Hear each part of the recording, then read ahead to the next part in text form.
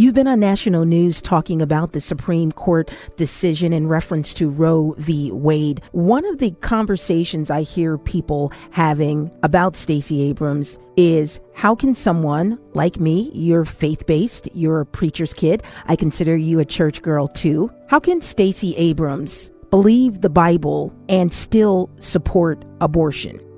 Abortion is a medical decision. Let's be clear.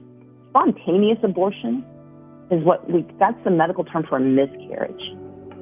Reproductive care is a healthcare decision. I grew up, as you did, with a very clear with a very specific thinking on abortion. But the more knowledge I gained, the more I realized this is not a moral issue. This is a medical decision. If you have an ectopic pregnancy, if there is fetal abnormality, if the life of the woman is in danger, this is a conversation between a doctor and a woman. It is not a political conversation. And there are glib ways to say this, but here's where I come down on it. I want my doctor to be able to tell me how to save my life. I want the ability to determine my future. And I don't believe that forced pregnancy is the answer. And on the other side of things, Georgia has not done enough for the women in this state. We have 82 counties with no OBGYN or gynecologist. And this extreme ban means that women have to know they're pregnant before they know they're pregnant.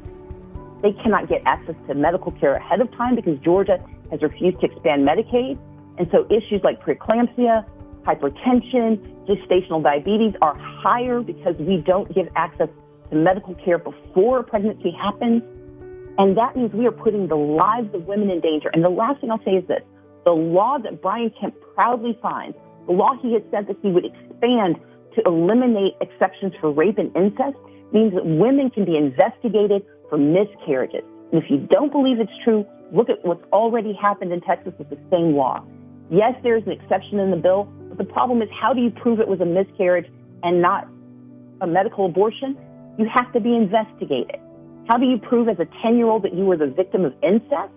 You've got to file a police report. I don't know a 10-year-old who has the wherewithal to do that. We have to have laws in Georgia that respect women, respect their decisions, respect their bodies. And as a Christian, my belief is that this is a medical issue. This is not a political issue. And I am willing to stand on that and have that conversation with anyone. I had members in the caucus when I was a leader who did not share my belief about access to abortion. And I don't castigate them for that.